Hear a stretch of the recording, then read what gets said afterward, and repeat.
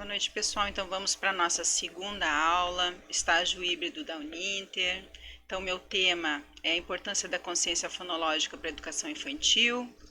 Estou fazendo o estágio, então, de segunda licenciatura de pedagogia, tá? E ele é de educação infantil, acho que eu já falei, né? Meu nome é Alessandra, então vamos começar, então, para a nossa segunda aula, tá bom? O cronograma, então, do curso, a primeira aula foi dia 7 e a segunda aula está acontecendo hoje, dia 9. Ainda temos a terceira aula, dia 11, e a quarta no dia 14, ok? Então, o que vamos discutir hoje na aula? Na aula de hoje, então, nós vamos falar sobre a importância do trabalho com a consciência fonológica na educação infantil. Nós vamos também ver o trabalho de um outro pesquisador que ele fala em fase logográfica, rota fonológica e fase ortográfica, um pouquinho diferente então da Emília Ferreiro. E vamos falar também da plasticidade cerebral, tão importante então para a construção do conhecimento. E um pouquinho dos transtornos também de aprendizagem. Tá? Que a gente também tem que ter um olhar para esse aluno também que ele não aprende como os outros, né? Então vamos lá para a nossa aula, me acompanhe. Primeira coisa, o que é a consciência fonológica? Então a consciência fonológica, ela é a capacidade de entendermos que a escrita é a representação do som. Entender que a fala pode ser segmentada em unidade distinta, isto é, que uma frase pode ser dividida em unidades menores, como palavras, sílabas e fonemas. Ok?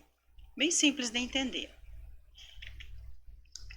Conforme Freitas, então, em 2004, a consciência fonológica envolve o reconhecimento pelo indivíduo de que as palavras são formadas por diferentes sons, que podem ser manipulados, abrangendo não só a capacidade de reflexão, constatar e comparar, mas também a de operação com fonemas, sílabas, rimas e aliterações. Contar, segmentar, unir, adicionar, suprimir, substituir e transpor. Então a gente vai ter aqui uns exemplos. A criança, então, ela deve de compreender que ela pode constatar e comparar. Em que sentido? A gente vai dar uma palavrinha para ela escrito macaco. Então a criança ela tem que perceber o som inicial ma do macaco, ma, que é o mesmo som do inicial também do machado, machado. Então você vai colocar para a criança essa palavra macaco e a palavra machado. E ela vai ter que constatar e comparar que ambas as palavras iniciam pela mesma sílaba, ma, macaco e machado, ok?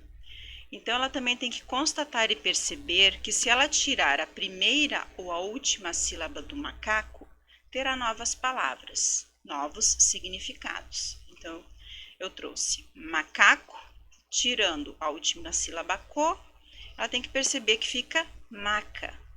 E que maca já é um outro significado, é um outro objeto, né? E se a gente tirar ma, também a gente fica com caco, que também é um outro objeto. Então, de uma palavra, você pode ir retirando, subtraindo sílabas e transformamos então em um outro significado. Então, é isso que ela tem que aprender, constatar e comparar as palavras. Então, ela constatando e comparando, ela está iniciando a sua consciência fonológica. Olha que lindo macaco que eu trouxe para nós. Operação com fonemas e manipulação de sons com rima. Então, ela tem que compreender que se tirar um fonema e substituir por outro, muda o som e o significado da palavra. Por exemplo, a gente tem bola, tira o B, bota o C, fica cola. Tira o C, bota o S, fica sola. Tira o S, bota o M, né, fica mola. Então, tirar e acrescentar outras letras. E muda o significado, então, da palavra, né? É um outro objeto. Também ela tem que perceber que ela pode dividir essa palavra em sílaba. Você tem mola e você vai ensinar ela a dividir em sílabas. Mola. Você vai falar para ela meio cantadinho. Mola. E vai pedir para ela repetir. Mola. E vai perguntar para ela, quantas sílabas tem? Em quantos pedacinhos podemos dividir essa palavra mola? Mola. E ela vai ter que demonstrar que ela consegue dividir, então, essa palavra em 2 sílabas, em 2 pedacinhos. Ela também vai poder perceber as rimas nas palavras. Pato, gato, mato. Então, a gente vai trabalhar muito com rima, para ela perceber que as palavras, elas rimam, né? Esse finalzinho to é o que causa a rima na palavra. E também ela terá que dividir as frases em palavras. Então, a gente vai dar uma frase para ela. A dona Chica come bolo. Né? Nós vamos ensinar essas crianças. A gente sempre vai dar a direção para elas, como fazer. A dona Chica come bolo. Interessante sempre começar com frases menores, né? Tipo, a bola bonita, coisas mais simples para crianças menores, tá? Aqui temos então 1, 2, 3, 4, 5 palavras. E a gente pode pegar então uma palavra dessa e dividir também em sílabas. Podemos trabalhar dessa forma também. Não esquecendo que o trabalho tem que ser com o lúdico. Aqui eu só estou apresentando o que a criança ela tem que aprender durante o ensino, então, fundamental também, tá? Não apenas no prézinho 3 ali, né, na educação infantil. Prézinho 2, prézinho 3, né, na educação infantil. Separação de sílaba e rimas. Então, aqui eu trouxe 2 exemplos, né, são exemplos assim coloridos, as crianças gostam muito, né, de ter exemplos coloridos para poder brincar, para manipular, né, e sempre manipular o concreto, né. Não pode apenas escrever lá a palavra, colocar no quadro, né? A criança ela tem que ver o concreto. Trabalhar muito com figuras. Aqui, ó, o pato. Então, pode fazer esse joguinho aqui, né? Virando as cartinhas, depois ela ir encontrando, né? Essas cartinhas aqui. Ó, pato, gato, bala, leão, mala, sapo. E ela vai vendo também que é dividido em sílabas, ó. Trabalha com sílabas também esse joguinho aqui. E aqui é o jogo também da memória, o mesmo jogo esse, né? Pavão, avião, gato, rato. E a gente pede daí para elas rimarem, né? Encontrar a rima correspondente. Pavão, ela vai ter que encontrar o avião. O gato vai ter que encontrar o rato, né? Janela, encontrar a panela. Então, partir sempre das rimas. Começar sempre pelas rimas, né? Trabalhar com as crianças. Baleia, teia, cadeira, batedeira, né? Bombeiro, coqueiro, certo? Então, preferir sempre esse tipo de jogo, né? Que tenha o visual, porque a criança ela é muito do visual, né? E trabalhar, então, as rimas. Desde a tenra idade, então, é necessário estimulação para que o desenvolvimento cognitivo aconteça em paralelo com a linguagem. Conforme Zayen, já no útero da mãe, o feto demonstra reações ao estímulo sonoro. Começa a ouvir a partir da 20ª semana de gestação. Olha que interessante. Quando os neurônios formam o córtex auditivo, que é a parte do cérebro que processa as informações auditivas. É muito interessante. Então, por isso que muitas vezes os pais, as mães, né, eles leem para os filhos, quando os filhos estão, né, ainda na barriga, né? É muito importante que eles já começam a perceber também o som da voz dos pais. Na fase do balbucio, que é de 3 a 4 meses, mais ou menos, né? A consciência fonológica já começa a ser desenvolvida. Quando o bebê começa a produzir a sua linguagem. E é por meio da interação com o meio que ela vai fazendo as suas próprias descobertas e correções. Indispensável, então, a participação dos pais nesta construção, a partir de muito diálogo com a criança, exposição ao mundo letrado por meio de muita leitura, contação de histórias, músicas infantis contendo rimas, viu como rima é muito importante? Brincadeiras, interação social para enriquecer a cada dia o seu vocabulário. Né? Quanto mais você brincar com o seu filho, quanto mais você expor ele a esse meio letrado, quanto mais você lê para ele, mais vai aumentar o vocabulário do seu filho. Mais rápido, então, vai ser essa interação dele com esse processo da consciência fonológica. Então, aqui a gente vê, né, os pais lendo para os filhos. É nessa interação aqui que o filho descobre o mundo das letras. Né? Ele consegue perceber que tudo que a gente fala está registrado. Né? E a importância que é, né, a gente aprender a ler e a escrever. Né? A história de um povo ela é registrada pela escrita. A identidade de um povo é registrada pela escrita. Maranhão, em 2011, explora os conceitos de Frisch, que expõe que para aprender a ler e escrever, a criança necessita reconhecer a palavra e necessita passar pelas fases. Então, a gente tem aqui a fase logográfica, que é a fase de reconhecimento pela memória visual. Então, como exemplo, eu trouxe os rótulos, né? E a escrita do nome. Escolhe símbolos, letras, sem representação do som. Então, é quando a criança ela vê a embalagem do Nescau ou da Coca-Cola, né? Ela não sabe ler, mas ela sabe que aquilo ali é o Nescau e que aquele produto também é Coca-Cola.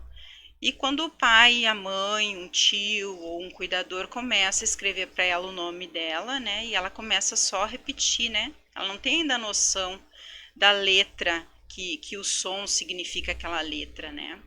Aquela noção de letra-som ainda ela não tem aquela representação. Mas ela já está fazendo o próprio nomezinho, né? Vai lá e coloca Paula. Às vezes, nas primeiras tentativas erra, depois começa, né, a aperfeiçoar. Então, essa é a fase logográfica. Depois viemos para a fase alfabética, também conhecida como a rota fonológica, que a criança começa a perceber, então, a letra som, né, que é a fase também alfabética, né, da Emília Ferreiro, né, com som e sem som, né, sem a percepção do som. Aqui ela já começa a perceber o som. E a ortográfica, né, em que a criança aprende que há irregularidades na relação de grafema e fonema.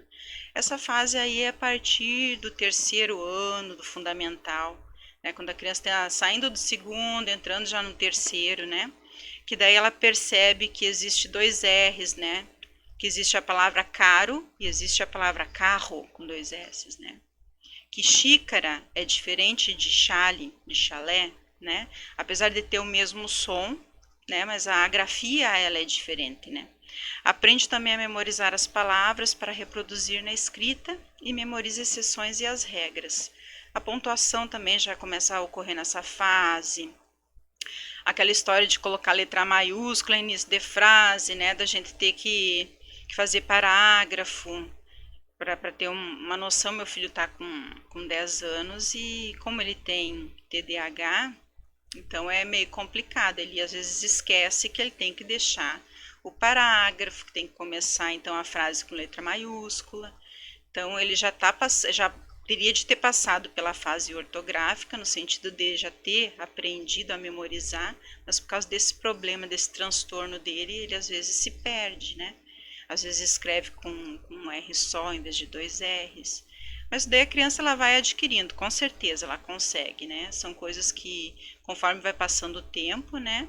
O cérebro vai fazendo, né, as suas conexões lá, os neurônios vai fazendo as conexões e a criança vai memorizando essas exceções e essas regras.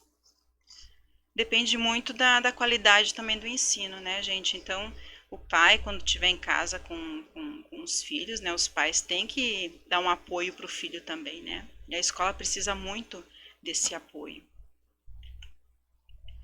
Conforme os estudos realizados pelos organizadores do relatório final do grupo de trabalho sobre alfabetização infantil de 2019, uma análise exaustiva foi feita pela National Rating Panel em 2000.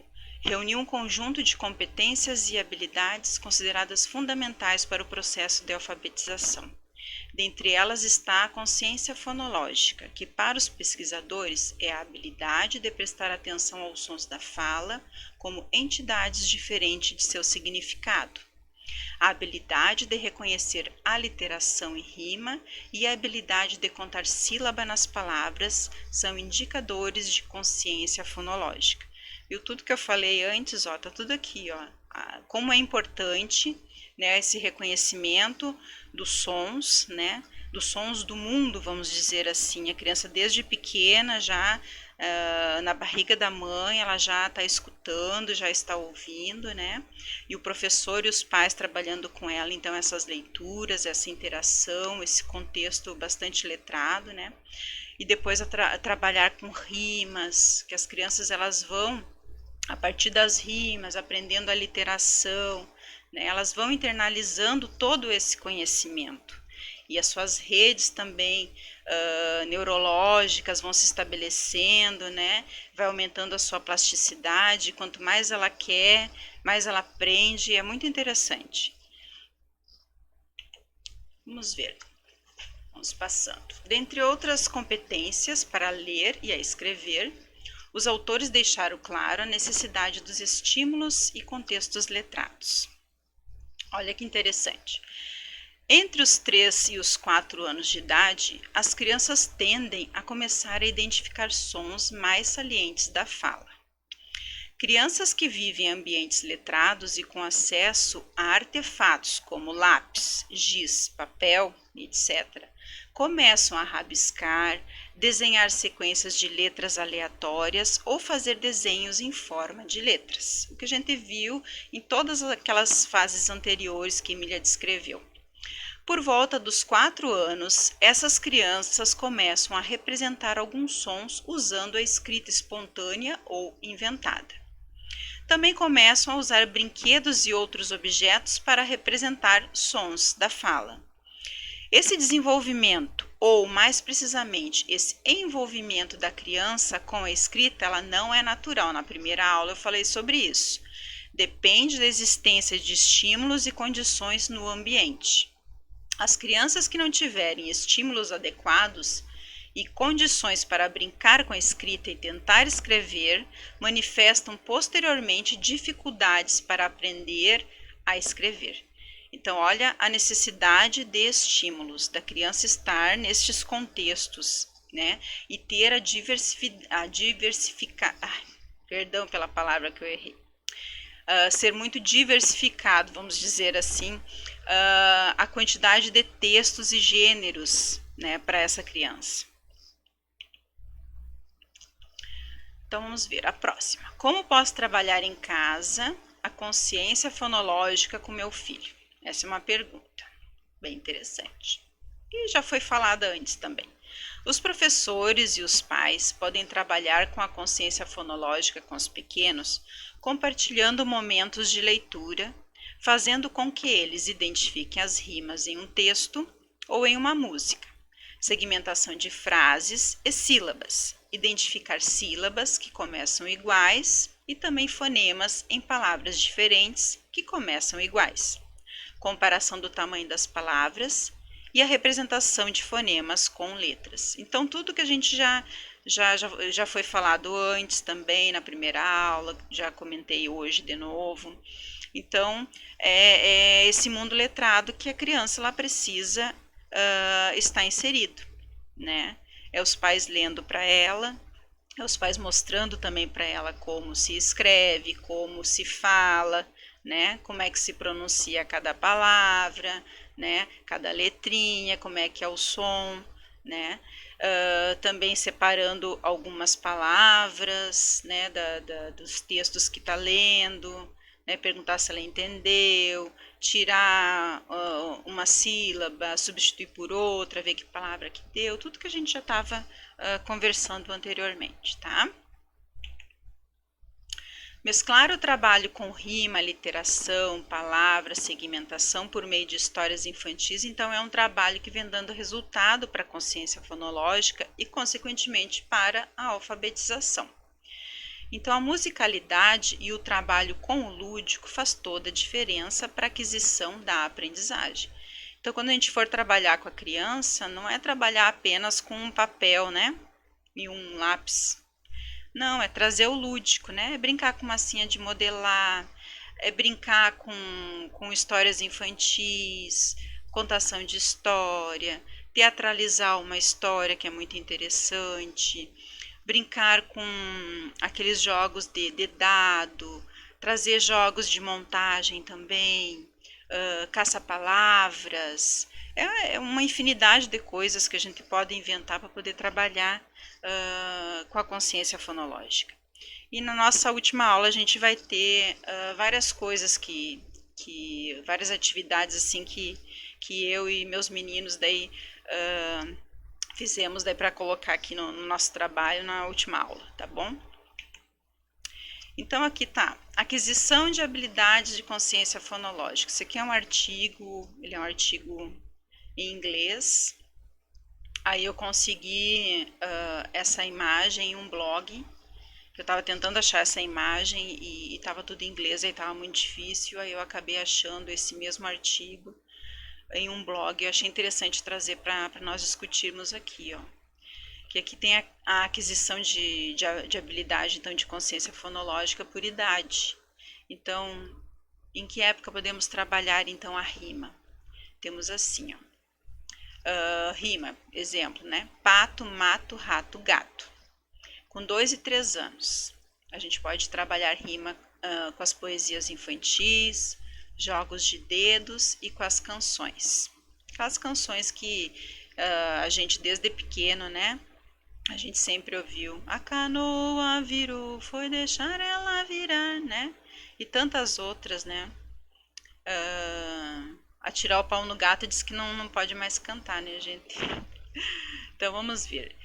De 13 e 5 anos, cruza a palavra com rimas. Então ela consegue acompanhar a rima e vai cruzando, né, as palavras, já sabe acompanhar que gato rima com pato, que pato rima com gato e assim por diante.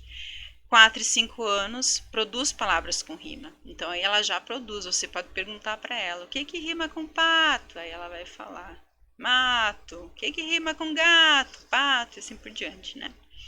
A literação. A literação, então, seria a primeira sílaba, né, de cada palavra igual, né? Bolacha, bolo, boneca, bola, né? Que tem o mesmo som, né? Bu, bu, bu. E não precisa ser só bobo, né, gente? A literação ela pode ser também bu com e, bu com i, desde que faça a explosão do b, bu, né? A gente está trabalhando com o som. Não podemos esquecer que consciência fonológica é o som, né? Então, de 13 a 5 anos, ela reconhece palavras com sons iniciais em comum, né? Bolacha, bolo, boneca. Com 5 e 7, então ela produz palavras com sons iniciais em comum. Então, ela mesma vai produzir. 7 anos já está ali no primeiro, passando já para o segundo ano, né? Então, dá para a gente trabalhar, ó. Se eu começar a trabalhar educação infantil, ó, já desde os 2 aninhos, já dá para trabalhar com consciência fonológica, né? Ela já pode adquirir alguma coisa, né? Ela é capaz, ó. Depois aqui, ó, mistura.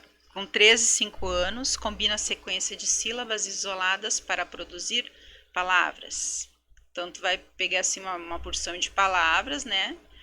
E cortar elas em sílabas e vai tirando. Ah, o que forma aqui? Má do macaco com tô de toalha, tiro o to e o má, fica mato e assim por diante, né? Com 5 e 7 anos, combina a sequência de sons isolados para produzir outras palavras. Aí vem os sons, né? S com o, so, L com a, lá, D com o, do, solado, né? Soldado também, né? S, o, t, a, t, o, né? Então ela já, desde os 5 anos, já consegue, então, essa parte mais da consciência sonora mesmo, né? Que seria os sons. Segmentação, então a gente tem 3, 4 anos, conta número de sílaba nas palavras, olha que bacana, já com 4 aninhos, já contando, né, as sílabas, né, palavra, quantas sílabas tem, quantos pedacinhos a gente consegue cortar a palavra, né. 4 e 5 anos, identifica sons iniciais nas palavras, né? Muito bacana. E 5 e 6, isola e pronuncia sons iniciais e mediais. Ela já trabalha, né?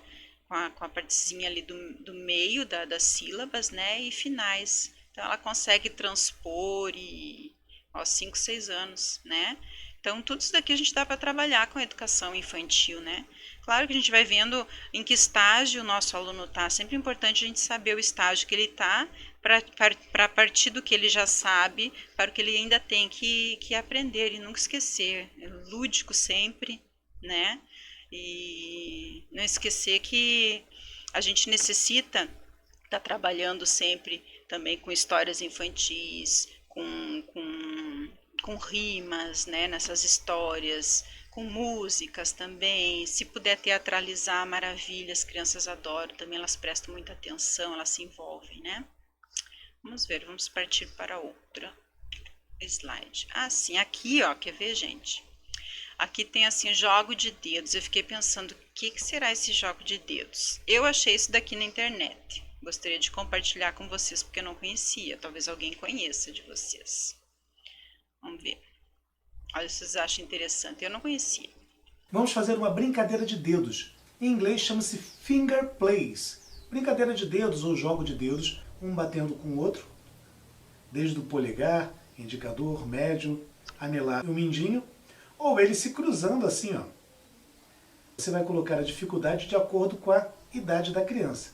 É claro que os pequenininhos vão tentar acertar, mas não vão conseguir, mas não tem problema. Você persiste na brincadeira e aos poucos eles vão conseguindo essa independência de um dedo para o outro. Vamos lá? Chama-se o encontro dos dedos. E é assim. Um dedo encontrou com outro dedo, perguntou para o outro dedo se ele sabia cantar. O dedo respondeu para o outro dedo, de cantar eu não entendo, o meu nome é polegar. Um dedo encontrou com outro dedo, perguntou para o outro dedo se ele era um cantor. O dedo respondeu para o outro dedo, de cantor eu não entendo, o meu nome é indicador. Um dedo encontrou com outro dedo, perguntou para o outro dedo se ele construía um prédio. O dedo respondeu para o outro dedo, de prédio eu não entendo, o meu nome é dedo médio. Um dedo encontrou com outro dedo, perguntou para o outro dedo se ele sabia dançar. O dedo respondeu para o outro dedo, de dançar eu não entendo, o meu nome é anelar. Um dedo encontrou com outro dedo, perguntou para o outro dedo se ele era seu vizinho. O dedo respondeu para o outro dedo, de vizinho eu não entendo, o meu nome é mindinho. E agora nós vamos cruzar os dedos como se eles estivessem se cumprimentando assim, ó. Ó. E vai ser assim. Um dedo encontrou com outro dedo, perguntou para o outro dedo se ele sabia cantar. O dedo respondeu para o outro dedo, de cantar eu não entendo, o meu nome é polegar. Um dedo encontrou com outro dedo, perguntou para o outro dedo se ele era um cantor. O dedo respondeu para o outro dedo, de cantor eu não entendo, o meu nome é indicador. Um dedo encontrou com outro dedo, perguntou para o outro dedo se ele construía um prédio. O dedo respondeu para o outro dedo, de prédio eu não entendo, o meu nome é dedo médio. Um dedo encontrou com outro dedo, perguntou para o outro dedo se ele sabia dançar. O dedo respondeu para o outro dedo, de dançar eu não entendo, o meu nome é anelar. Um dedo encontrou com outro dedo, perguntou para o outro dedo se ele era seu vizinho. O dedo respondeu para o outro dedo, de vizinho eu não entendo, o meu nome é mindinho. E assim os dedos se despedem. Tchau! Bacana, né? Vamos fazer uma Eu achei bem bacana. Que trabalha então com a psicomotricidade, que ela vai, né, precisar depois, né, para poder pegar um lápis, uma caneta para escrever, né, e a musicalidade, as rimas, né, eu achei bem bonitinho. Eu não, esse daí dos dedinhos ainda não tinha visto, não. Então vamos lá. Conforme Moraes, em 2018, em uma das suas aulas sobre desenvolvimento neuropsicomotor e aprendizagem, ele enfatiza que o aprender está ligado a uma contribuição biológica, que sofre influência do meio, o qual também é responsável pela reorganização e pela readaptação de novos comportamentos e aprendizagem. Todos nós somos capazes de aprender, pois temos a chamada plasticidade cerebral. Ela nos capacita à aprendizagem de coisas novas. Com o passar do tempo, a agilidade da neuroplasticidade pode diminuir, mas ainda continua acontecendo.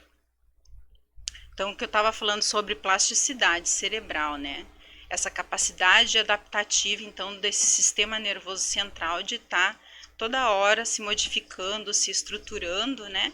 Para fornecer novos dados, novos circuitos, né? Para a gente poder aprender, para a gente poder usar a nossa cognição também para esse lado que a gente ainda não é capaz de produzir, né?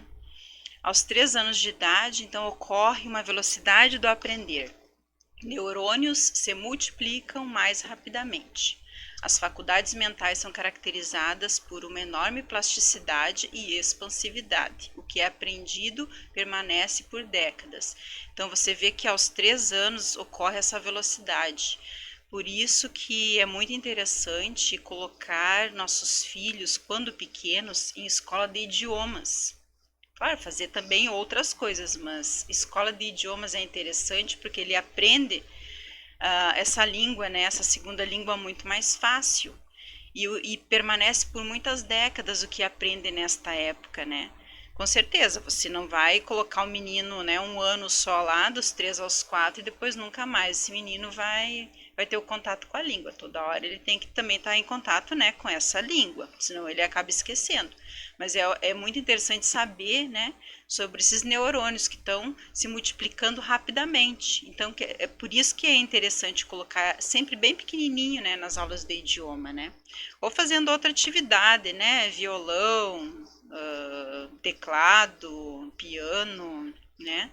Aprende porque a plasticidade ela tá em expansividade. Então aqui a gente tem uma figura descritiva, então, né, dessa rede neural, né? A organização por neuroplasticidade, olha que interessante. A letra A aqui, ó, tá ele normalzinho, né? 1, 2, 3 ali normalzinho. Aí quando a criança precisa, né, responder alguma pergunta, ela precisa entender, né, onde o cognitivo dela está trabalhando, né, pode ver que um neurônio acaba partindo para outro e fazendo uma ligação, né. É isso daí que seria, então, essa rede neuronal, então, ela se reorganizando, né, ocorrendo essa neuroplasticidade. Aqui, provavelmente, ela está aprendendo a outra língua, ela está tentando entender como é que funciona a língua, aí começou a um neurônio buscar o outro. Então, é fazendo essa gama, né, essa rede neuronal aí para poder aprender, né. E eu trouxe para vocês também aqui, ó, sobre a plasticidade cerebral, que eu tive uma aula faz um tempo atrás com o professor Alisson Siqueira, que eu faço neuropsicopedagogia, né? E ele fala muito sobre essa plasticidade cerebral e ele fala que é a adaptação então desse sistema nervoso, né? Que ele pode se modificar a sua estrutura para funcionar com formações de novos circuitos neuronais, né? Ocorre essa formação de novos circuitos, porque ele necessita se adaptar, né? Por isso que aprender é sempre uma conexão de neurônios, né? A gente tem que estar toda hora fazendo esses novos circuitos neuronais, cada vez que a gente vai aprender, né? Quando a gente consegue internalizar, então, o conhecimento, né? E a gente tem hoje, atualmente, né, dentro de nossas salas de aula, em casa, né, tanto crianças típicas como crianças atípicas. E as típicas seriam as crianças normais, vamos dizer assim, normais, né? E as atípicas, essas crianças que estão vindo, né, com problema. Muitas vezes problemas genéticos, né? E nós chamamos algum desses problemas ligados à educação de transtorno do neurodesenvolvimento, né? Onde há alterações cerebrais. As conexões cerebrais, elas não estão sendo executadas como deveriam. Então, essa plasticidade, que até há pouco aqui eu falei para vocês, né? Essa plasticidade cerebral, ela não está funcionando. Então, nós temos que exercitar o cérebro para ele fazer essas novas conexões aqui que a gente está vendo, né? Que 1 e 2 aqui estão se conectando, né? Dentre, então, esses transtornos que a gente tem, né, dentro das nossas salas de aula, dentro da escola ou até em casa, né? A gente está vendo muita dislexia, né? E ela é um transtorno específico da aprendizagem no sentido de leitura, escrita e também a compreensão de leitura e escrita. Então, a área ativada ali de Broca e de Wernicke no cérebro, ela está com um problema, né? Ela não está conseguindo fazer essa plasticidade cerebral, né? Está havendo problema ali nos circuitos neuronais desta criança. Nós temos também a síndrome de Down. Muitas crianças têm síndrome de Down, que é um transtorno genético, né? A gente sabe que são problemas genéticos, né? Então essa plasticidade ela é muito devagar, então ela precisa de muita intervenção. E temos as crianças com TEA também, que é o autismo, né? Que é um transtorno do neurodesenvolvimento, onde então o processo então de plasticidade ele não está sendo ativo, né? Então a intervenção ela é fundamental, o olhar desse professor para esses alunos, claro, para todos é fundamental, mas para esses alunos é de extrema importância esse olhar. E também temos o TDAH, eu acho que em números muito maiores dentro da sala de aula. Esse é um transtorno do neurodesenvolvimento. Ele não é um transtorno de aprendizagem, mas ele pode afetar a aprendizagem, né? Então, como sintomas da dislexia, a gente tem a dificuldade de memória, problemas em fazer e manipular os sons, né? Por isso que consciência fonológica desde pequena é muito importante. E dificuldade com leitura e escrita. Esses são sintomas, eu trouxe o básico mais para o lado da aprendizagem, né? Então, o que é importante a gente trabalhar com essas crianças? A gente pode trabalhar com elas bastante a rima. A criança com a dislexia, quando a gente pergunta para ela, fulana, rima para mim café, vamos rimar café? O que rima com café? Ela entende o café e alguma coisa que seja muito próximo ao objeto ou à coisa. Por exemplo, se tu falar café para ela, ela vai pensar no quê? Na xícara. Ela vai pensar num pires. Se você falar para ela macaco, rima com macaco, ela vai pensar numa banana. Ela não consegue rimar porque ela não pensa na sonoridade quando a gente pede para ela rimar. Rima para mim tal coisa. Café, ela tinha que falar chulé, pelé, dedé, mané, né? Mas não, ela não consegue. Por quê? Porque ela tem problema, ela tem essa dificuldade de leitura e escrita, ela tem essa dificuldade com a consciência fonológica. Você fala para ela uma palavra bem simples, batata, né? Batata, então, pra gente, tem batata, tem 3 sílabas, 3 sons, né? Que a gente fala, né? 3 vezes, ba, depois a gente fala tá, depois a gente fala tá. E esse tá que a gente repete, crianças com dislexia também não compreendem, né? Que tem 2 sons iguais e porque tá e tá é a mesma coisa, elas não compreendem, elas não conseguem discriminar esses sons.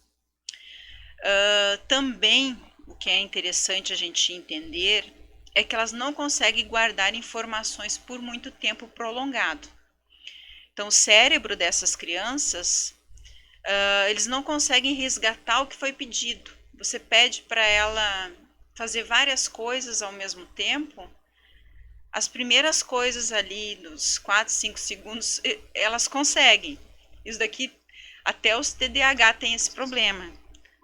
As primeiras coisas até eles conseguem fazer. Agora, quando é muito longo o pedido, uma informação que é passada, eles não conseguem entender, eles esquecem, sabe? Eles perguntam, o que foi que você falou mesmo? Eles vão até a metade do caminho, depois eles voltam. O que foi mesmo que você falou? E o TDAH também tem isso, né? Ele é desatento, ele não mantém foco, São crianças muito impulsivas, né? E por isso que às vezes afeta a aprendizagem também do TDAH por causa disso, né? Então, trabalhar com o multissensorial dessas crianças é muito importante. Você trabalhar com olfato, paladar, tato, audição. Audição, principalmente, para essa discriminação do som, é muito importante. Usar também o tato, né? Porque elas precisam de coisas concretas para elas pegarem na mão, para perceberem os formatos, né? Para elas entenderem, né? O lúdico, que eu já tinha falado, é muito importante. Aí você só pensar na letra S para uma criança disléxica e no 5, né? O número 5. São muito iguais, né? São muito parecidos, vamos dizer assim, né? E você dando concreto para ele, a letra S, que ele pegue na mão, até com massinha de modelar você faz o S, né?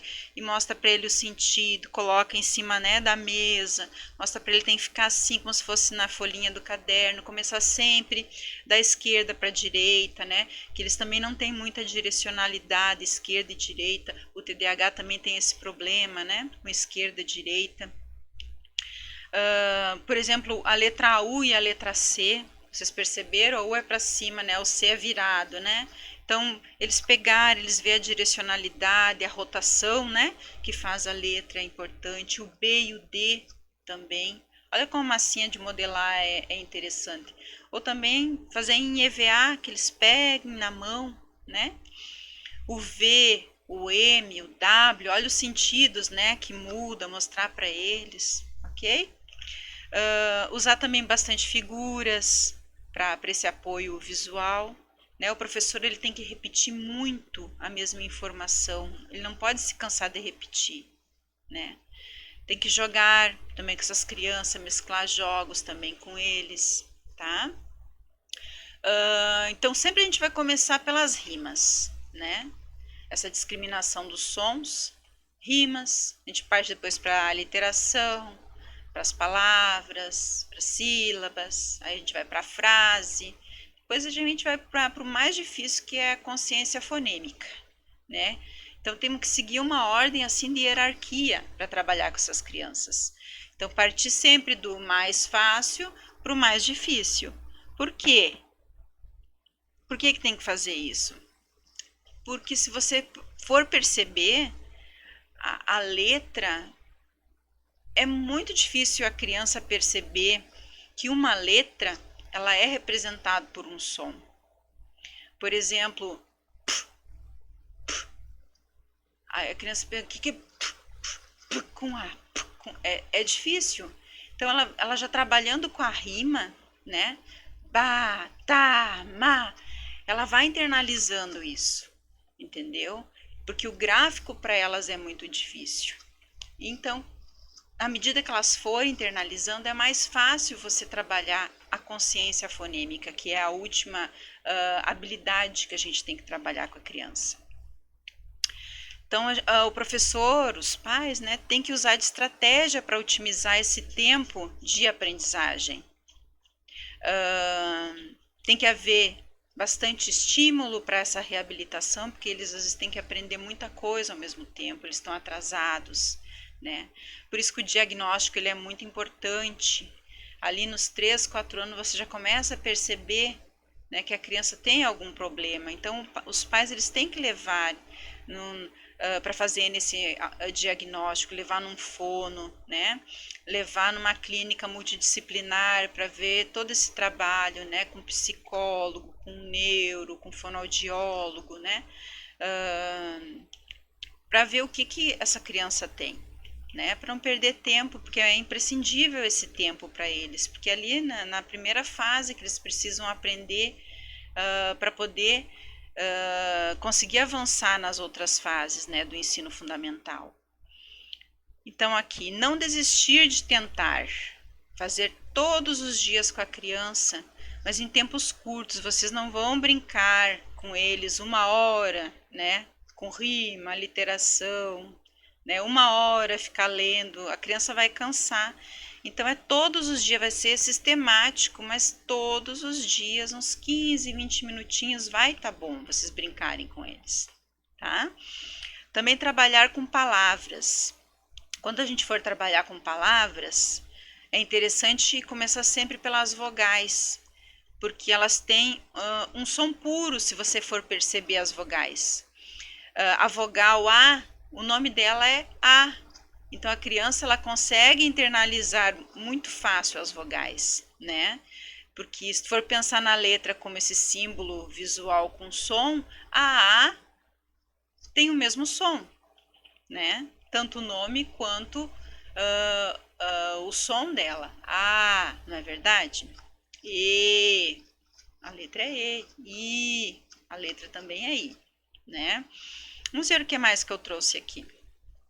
Com as consoantes, preferir sempre as consoantes longas, que o som ele se espicha. Por exemplo, a letra L, lata, né? Quando for trabalhar então com junção de fonemas para produzir, né, as palavras, né, ou as sílabas, preferir então sempre as consoantes mais que elas são longas, que elas espicham na hora de falar. Faca, F com A, faca. Então, trabalhar muitas vezes com eles. Não é trabalhar um dia com rima e no outro já partir para a literação, não. Você tem que ver que a criança está entendendo. Perguntar, você está entendendo? Vamos brincar de novo? Né? Vamos tentar de novo mais uma. Ai, como você é esperto, como você está entendendo. Está sempre elogiando também, agradando a criança. Vamos ver o que é mais. A outra coisa interessante, instruções curtas de como fazer. Então, o professor ou os pais, né, tem que ter uma certa didática, né? Não é falar um monte de coisa, vamos fazer isso, isso, isso. Não, vamos devagarinho, né? Vamos começar por aqui, aí faz. Agora vamos fazer tal coisa, olha que bacana, aí faz. Né? Instruções muito extensas, eles vão esquecer, né? E outra coisa, sempre dar o exemplo para que não haja erros, porque principalmente eu vejo pelo meu menino, né? Ele é muito brabo, muito nervoso e ele também não aceita erro. Aí ele já não quer mais. Eu não gostei mais disso, eu não quero mais brincar desse jeito. Então, eles têm problema, os TDAH têm problema em aceitar o erro, né? Se irritam muito fácil, eles cansam também muito fácil com atividades muito longas. Por isso que é bom sempre ficar assim uns... Deixa eu tirar aqui. No máximo uns 20 minutos, né? 15, 20 minutos, tá bom. Tá certo? Mas todos os dias, gente. Vocês vão ver que essas crianças elas vão aprender. Elas vão entender, elas vão internalizar, né, os processos lá psicológicos e cognitivos delas, vão começar a fazer essas redes neuronais trabalharem, né? Essa plasticidade ela vai começar a acontecer. Ó, não quer parar na minha orelha. Também brincar com jogos é interessante. Aquele joguinho de 7 erros, né? Muitas revistinhas. Tinha uma revista que eu assino com meu menino, a Recreio. Ela é bem interessante porque, além de vir uma porção de novidades e bastante leitura, assim, não são leituras muito grandes para as crianças, mas são várias curiosidades. Ela é bem interessante para trabalhar com as crianças. Tem joguinhos, né? Tem perguntas bem bacanas, né? Também brincar com jogo de caça-palavras. Então, tudo é bom para a memória deles, para o interesse, para a percepção, né, de sons, para aprenderem também a rimarem, eles mesmos começarem a contar suas próprias histórias. E a gente vai fazendo pergunta também para ver se realmente tem conexão que eles estão falando, se realmente é interessante para eles a atividade. Vamos ver, brincar com parlendas, segmentação de sílaba que eu já falei. Quando a gente for segmentar sílabas também nas atividades que eu estou propondo na última aula ali, eu estou usando também essa dica de usar prendedor de roupa, né? Que a gente aprende, a gente vai lendo, vai acompanhando também na internet, o pessoal aí tem um monte de blog, né? Uma porção de blogs ali que a gente de professores e psicopedagogos e neuropsicopedagogos, e a gente vai pegando as dicas daqui, dali e faz a própria atividade, né? Que a gente vai acrescentando, vai incrementando algumas coisas que a gente acha que pode mudar e adaptando, né, conforme a idade, e é assim que a gente tem que fazer em casa também. E cuidar muito dentro da sala de aula, principalmente, ou as crianças hoje em dia vivem muito em prédio e tem um convívio social com outras crianças de outras famílias também, cuidar muito o bullying, o preconceito, né, os rótulos que são colocados nos nossos filhos ou, né, nos nossos alunos, né, é preguiçoso, é burro, é boca aberta, não sabe fazer nada, né, porque já são crianças que já vêm estigmatizadas, né, porque já tem esse problema, né, já vão muito nos médicos, então eles já ficam com uma baixa estima, né. E o professor e os pais, eles têm que levantar a estima dessa criança, né? Você não é burro não, você vai aprender, pode ter certeza, você é igual aos outros, né? E você vai aprender, você vai alcançar os seus objetivos também, né? A criança ela tem que ser feliz, tá bom? Então, sobre os transtornos, a neuroplasticidade, é isso que eu trouxe para vocês, tá? Agora então eu vou colocar para vocês um videozinho, outro da Magda Soares, né, do Alfa Letrar, sobre educação infantil, que vai do alfabetização e letramento também, educação infantil e também do fundamental aqui que ela tá colocando. Então, um vídeo bem interessante, vamos prestar atenção no vídeo que vai complementar essa aula de hoje, tá bom? A de hoje e a de ontem também, tá? Vamos lá. Deixa eu colocar aqui, vamos prestar atenção.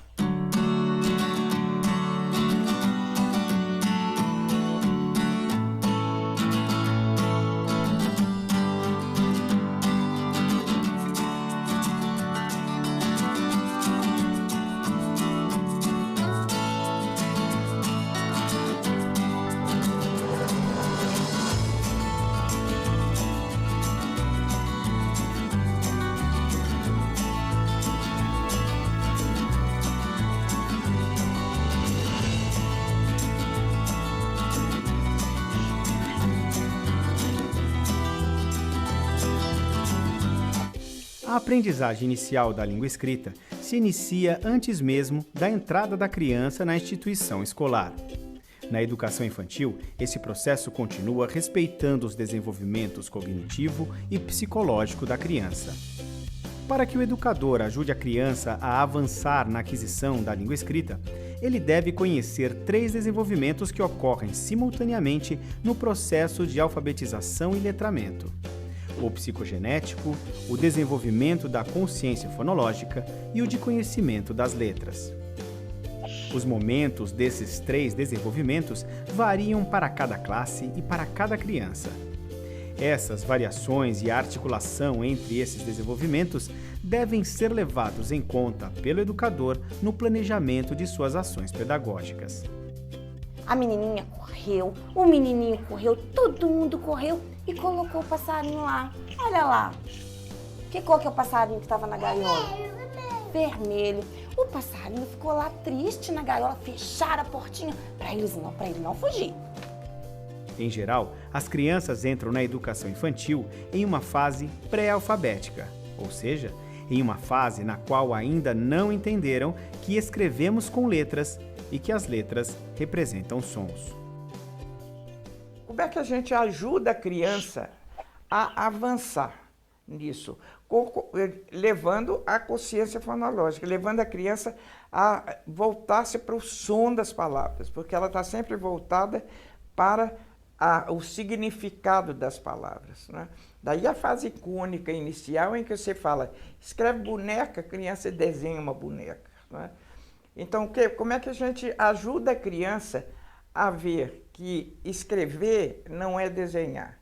É desenvolvendo, fazendo que ela volte a atenção para o som das palavras.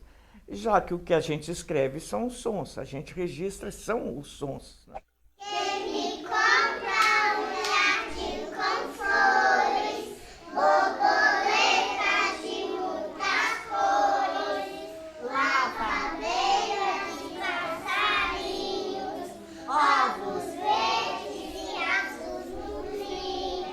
escrevendo compra agora, olha. Compra. Agora eu vou escrever um jardim.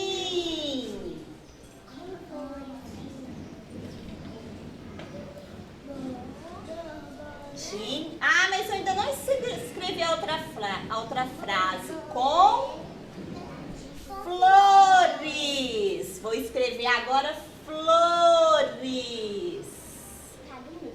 Tá ficando bonito? Sim. Com flores. E agora eu vou escrever, Juan, qual que é a outra parte? Borboletas de muitas cores. Borboletas de muitas cores. Agora vão ler pra mim? Pera aí, ó. Vamos ver quem vai me ajudar a ler esse pedacinho? Vamos lá, hein? Quem me... E o outro? E a próxima parte agora? Na fase da educação infantil, a criança vai primeiro perceber que a palavra é som. É quando se trabalha muito com parlenda, cantigas, quanto mais sem sentido for a parlenda e a cantiga, melhor, porque ela fica fixada no som das palavras, né? E todas as atividades que as professoras programam ou devem programar para chamar a atenção para o som das palavras, de rimas, de palavras que começam igual, etc, né? Quem é esse? Um galo? Isso aí, esse barulho de quem? Pato.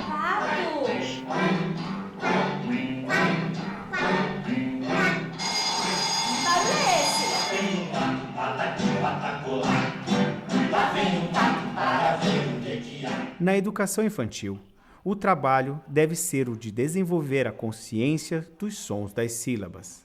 Ó, o que ele vai fazer, ó?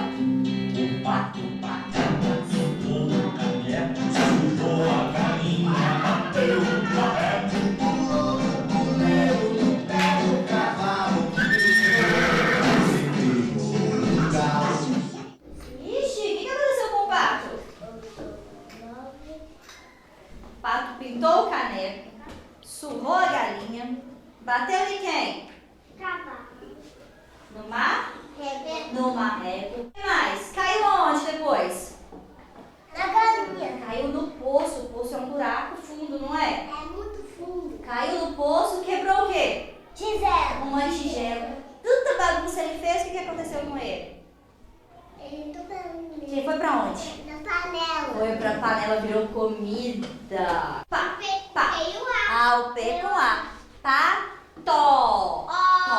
Antes do O. Tó.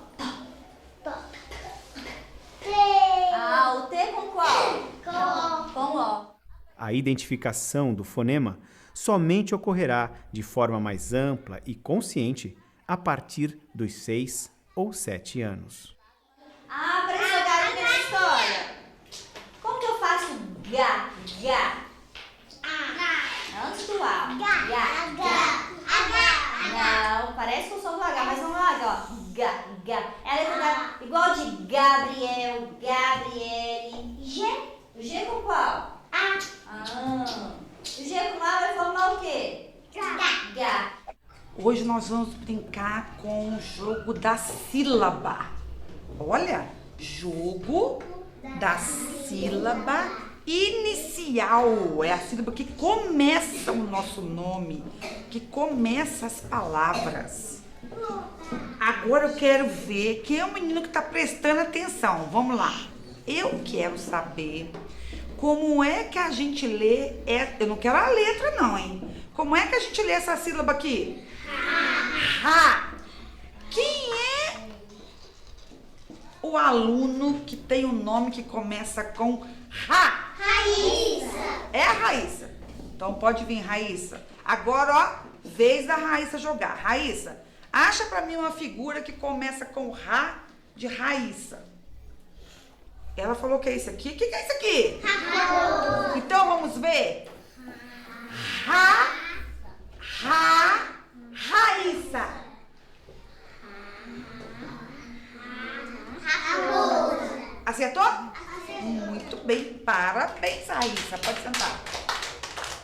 Para que a criança avance para a fase silábica, é preciso que ela perceba não só que a palavra é som, mas também que esse som da palavra pode ser segmentado. Meninada, agora nós vamos bater palmas para ver quantas vezes a gente abre a boca para falar a palavrinha flores. Quem me ajuda? Flores. Quantas vezes? Quantas? Uma, duas. E agora cores. Quem me ajuda? Cores. Quantas vezes? Quantas, Diego? Duas vezes de novo. Jacaré. Tem quantos pedacinhos? Então vamos colocar a tampinha. Vamos fazer com tia Leia. Fecha a mãozinha. Toda vez que a boquinha abre o dedinho. O dedinho sobe, isso mesmo. Então vamos. Já. Cá. Ré. Tem quantos pedacinhos? Vamos ver quantos pedacinhos que tem? Quantos pedacinhos que tem? Conta, quantos pedacinhos que tem?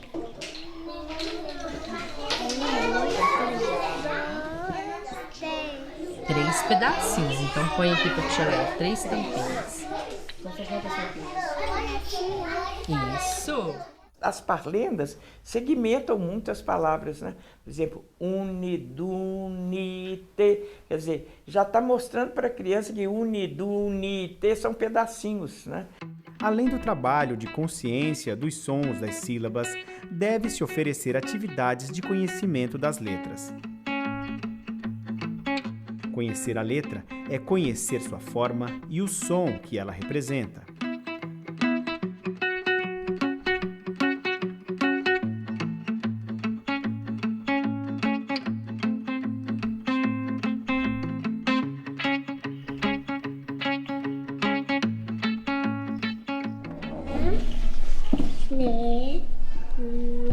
Lê de novo. Panela. E essa letra aqui?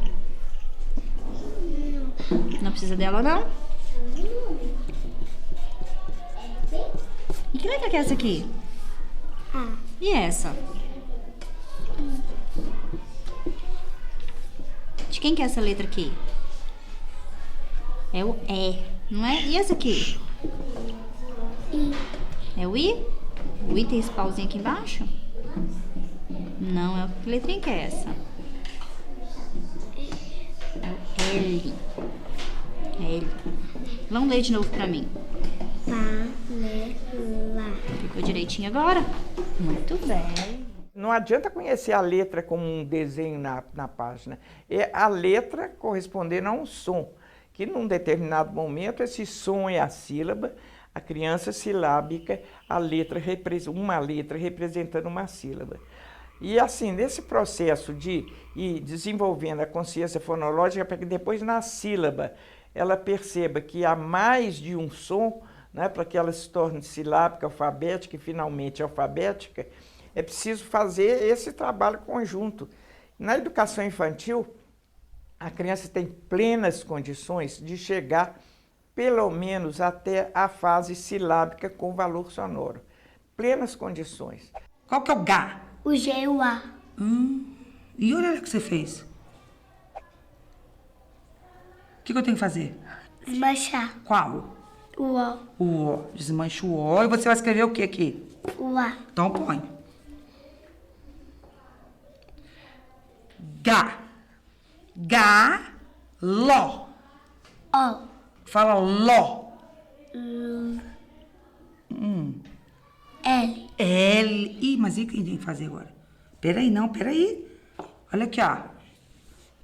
Gá. Ló. É o ló aqui? O O. Nós vamos ter que fazer o que aqui? O. Mas e se tem o A aqui? Tá certo? Vai Gá. fazer o quê? Então vamos fazer aqui. Faz aí.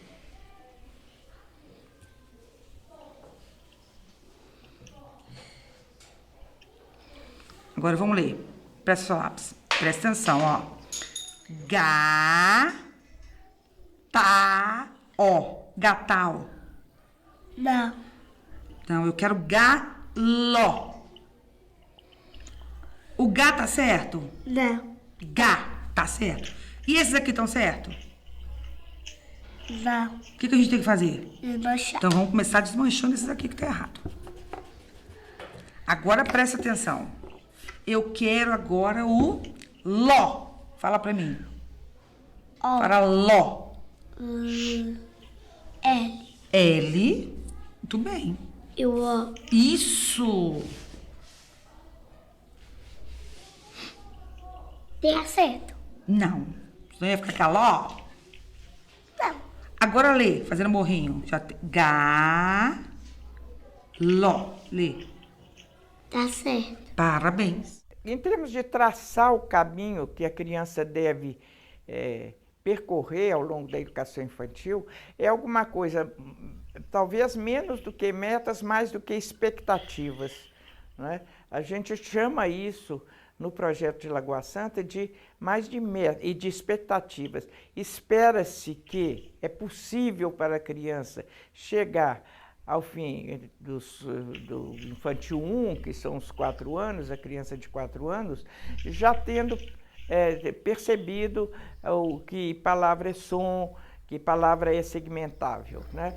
Mas, como essas expectativas ou metas são postas de forma contínua, né?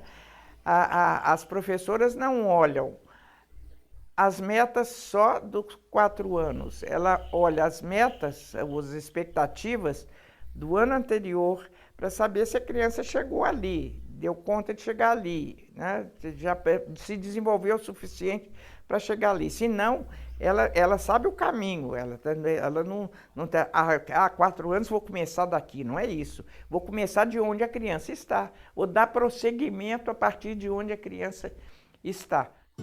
Para que a criança possa ser plenamente inserida no mundo da escrita, ela deve ser orientada para, ao mesmo tempo e de forma integrada, alfabetizar-se e letrar-se. Alfabetizar-se é apropriar-se do sistema alfabético de escrita. Letrar-se é desenvolver habilidades de uso desse sistema em práticas reais, escolares, sociais, de leitura e de produção textual. Isso acontece se colocarmos o texto como pilar de todas as atividades. A leitura, a compreensão, a escolha das palavras a serem trabalhadas e a escrita, ou seja, todas as atividades de conhecimento das letras e consciência fonológica, no contexto do desenvolvimento psicogenético, devem partir de textos. A literatura infantil e a biblioteca escolar constituem o coração do projeto. Cebola. Então fecha a mãozinha e fala cebola. Cebola. Qual que é o primeiro? C. Então vai. C. C com E. C com E? Uhum. Qual que é o primeiro? Qual que é o primeiro? Você falou. C. Isso. E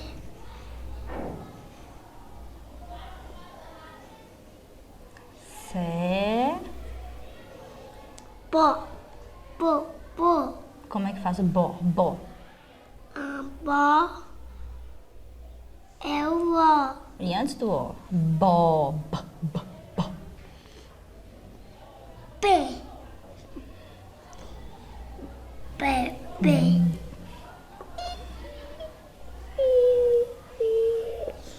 Bo. Olha ali, ó. Cé. Bo. Vá. Não vai caber. Não faz não faz pequenininho. Lá. Lá. L com A. Muito bem. Primeiro é o L. Depois o A. Mas que é uma continuidade que tem que ser orientada e a criança tem que ser ajudada. Sempre para responder ao desejo dela e não para impor a ela o desejo do sistema, da professora, do projeto pedagógico. E por isso é que as professoras de educação infantil têm que se formar para entender esse processo e assim poder ajudar a criança, né? Provocando, orientando, né? Levando a refletir sobre as hipóteses que ela faz e reformulando essas hipóteses. Isso é o que se faz na educação infantil, o que se deveria fazer na educação infantil. Vou pintar o muro. Eu gosto de coisas coloridas. O menino pegou o pincel e tintas e começou a trabalhar. Ele pintava bichos, borboletas e carinhos. Pintava árvores, flores, bandeira.